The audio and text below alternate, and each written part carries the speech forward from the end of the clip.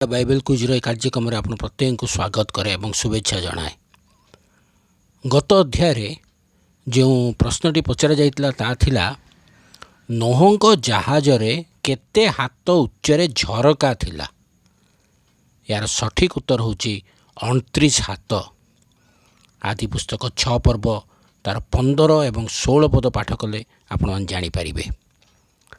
आज निमंते प्रश्न होची जल प्लावन परे नोहंकर जहाज केउ पर्वत उपरे लागी रहिला। जल प्लावन परे नोहंकर जहाज केउ पर्वत उपरे लागी रहिला। आपण मान उत्तर आम वीडियो कमेंट बॉक्स जाए आम को जनातु। आपण मान अनुरोध करे अधिक रु अधिक अन्य मान को निमंते उत्साहित करंतु। आपण माने उत्तर निश्चिंत भाव में दिंतु।